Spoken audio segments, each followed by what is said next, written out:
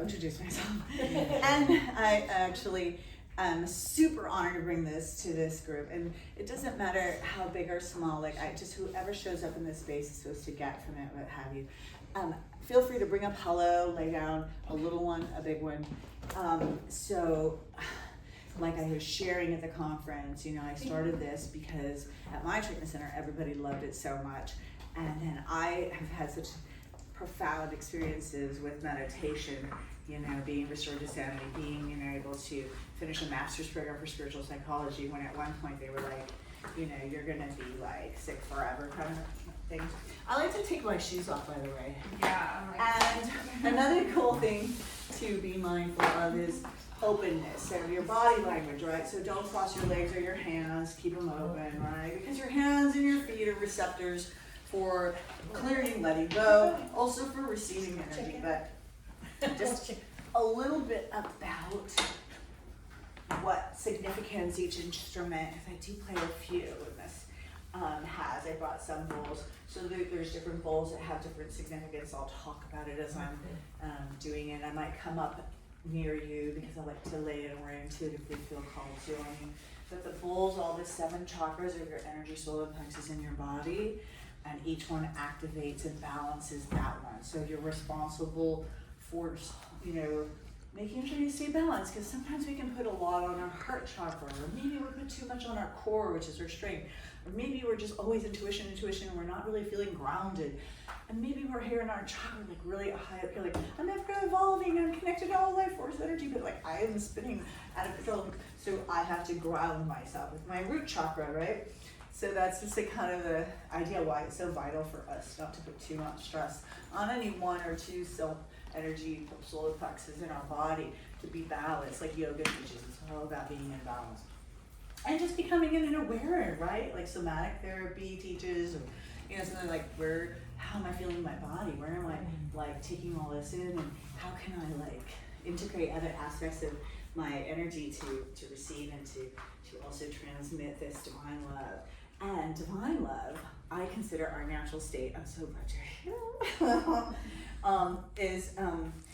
It's just a yummy state. Like we're born as kids of divine love, right? It's like non-judgment, like speak your truth, like how kids are playful and joyful.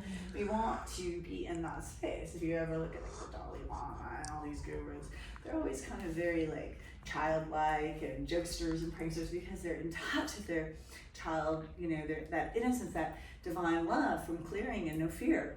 But at the same token, they're very wise, right? So we have that duality of like, just kind of, it allows us to mature, but at the same token to be playful with it. And I think that balance is also vital for us to, really harness and be aware of as we cultivate and as we grow spiritually. And so this particular one, the gong, I have like 4 of them at home.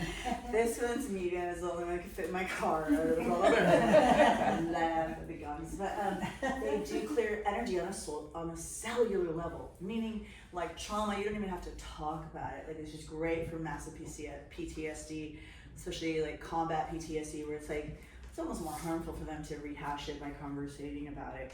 But like to just be able to know, you guys, that like you may have past life trauma, uncomfortable stories locked in the body. We're learning not to overuse the word trauma, right? Suffering, what have you, imbalance, disharmony, all these different words you could say. That's in our body on a cellular level that we can release with sound healing, the gong specifically. So it has the capacity to do that. It's been around, it's not new age, it's like super ancient. I've been doing this stuff for like a couple decades. It's become more trendy. I'm glad since COVID, like that people are like, oh, let's have that. Like, yay. Because before I was like the weirdo that did this. I was like, no, really it works. My daughter calls it my hippy dippy shit, and I'm like, if it works, call it what you want. We just learned to mix stuff. Or the woo woo, they would say. I say yeah. She's woo woo. Okay. Works for me though.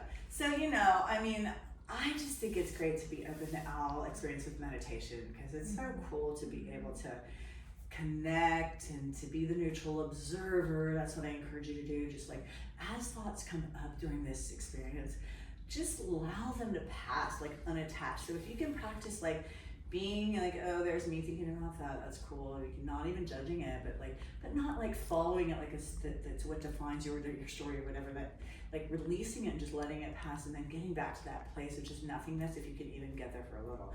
Like that's when like you can get like new ideas come in from God. Where do you find the easiest part? And I apologize. That's all good. That's my problem. How do you find to get to that nothingness? Like, so you can continue to breathe and try and meditate. Did you notice I said if that's what got me, I was like, if even for a nanosecond. Yeah. Because it's so not easy. If you read Wayne Dyer, he speaks to it as the gap, meaning the thought, that space in between the thoughts, right? Where you just kind of like nothingness, right? Like, and that's when new ideas can come in. Like if we're constantly in our heads and you know, like thinking, like we don't let that inspiration come in, and we want to just have those opportunities to let that happen. And also you'll notice it's yummy, it's like blissful, and I think it's just a practice. Like your third eye, some would say, I mean, you can meditate how you see fit, but like for me, I get like that this is, the pineal gland is it's a muscle, and if we use it more, we get stronger, just like any other muscle in our being. So your third eye is responsible for intuition, which would be one of the bowls here that helps activate it. But I think just the art of like allowing yourself to take a minute to meditate. Be it, some people just go hiking and just be in the presence of the now. And every time you start thinking about what am I gonna wear, like who am I called to connect with, like bring it back to the nowness, bring it back to being centered. And I think in that practice, that's when you'll start to increase your capacity to allow yourself to be just clear in your bliss, really. That's another way, like it's bliss to be like in the nothingness. Have you been studying Dr. Joe Dispenza? What's that? Have you been studying Dr. Joe Dispenza? I have not. I have a master's in spiritual psychology right here in Santa Monica Beach. So a lot of my teachings have been just through my education with that, and then my practicing it so many years now later, and like working with others and learning from different teachers. All different. I learn anywhere, everywhere. I learned tons today. We just reminded who we really are, and so much of this conference is parallel to what we learned in spiritual psychology. Oh my gosh, it's just like he learned it in jail, and I paid $50,000 for education and a master's. How rude! But I'm super grateful because it shows you we can learn and be teachable anywhere, and true humility really does and come from that. I'm certain his personal recovery attributed to that, not just him being at the right place at the right time. You know what I mean? Being able to be a teacher student, it's just ongoing, isn't it? Like we never stop evolving, ever. So I think humility, like it's like about not being better than, not being less than, being right sized, and that allows us to be teachable, and we never stop, you know. And it's just limitless.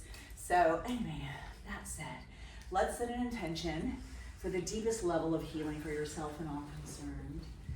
And I would invite you at this time to add to that anything you might like what are you working on in your spiritual curriculum right now? What is something you'd like to see yourself? And without attachment, just add that to your intention.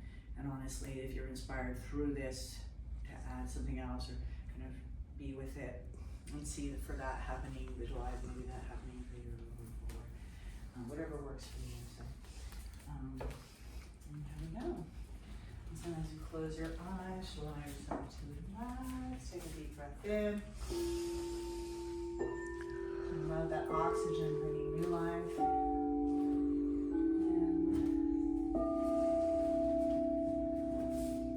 you can hold your breath and then maybe release after 3 counts.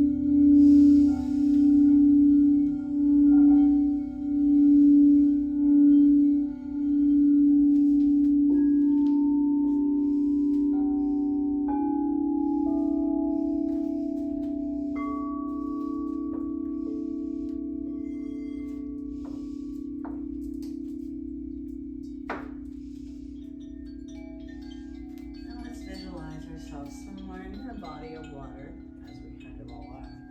Somewhere you like, and imagine the warm sand beneath you, maybe the smell of the air, maybe salty air, the seagulls, the wind on your face, the warmth of the sand. Visualization is so incredibly empowering. And the soothingness that we get feeling connected to Mother, it's nature's gifts, the ocean, the sand.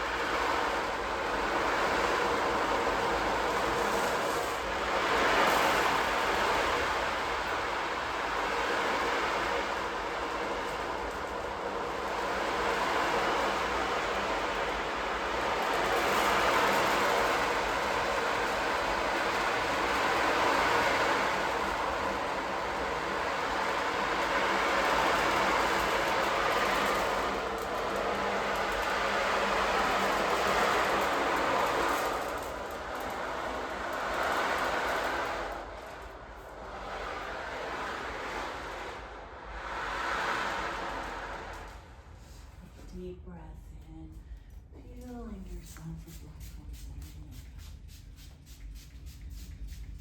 Notice how you feel on your body, doing a body scan.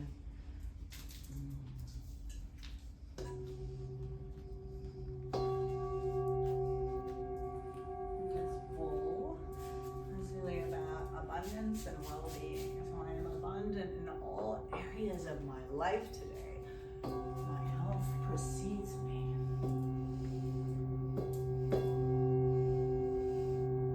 Just feel into the resonance. Connect to the resonance. Remembering that you were energy before even formed.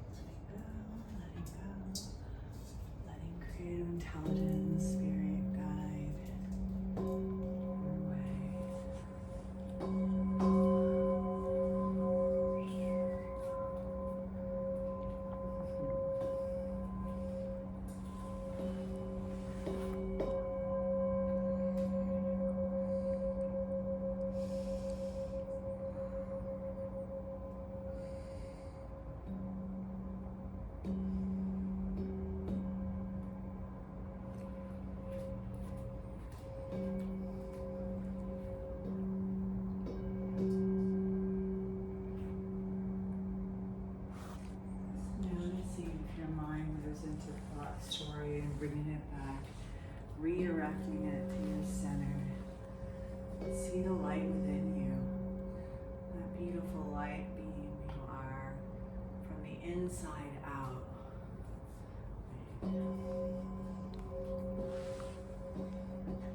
Really acknowledging that your inner world is creating your outer world.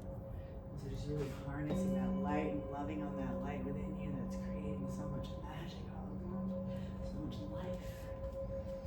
There's so much more than your physical.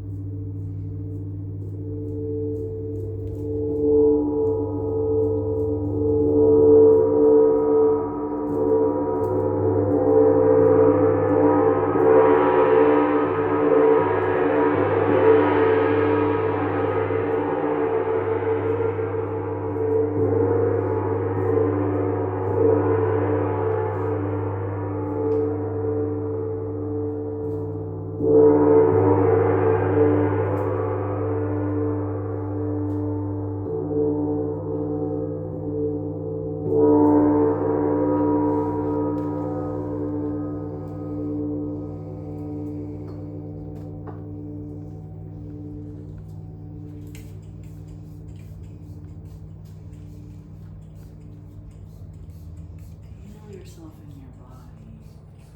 Come into the body scan. How do you feel in your body? Now, from the bottom of your feet all up and through your crown.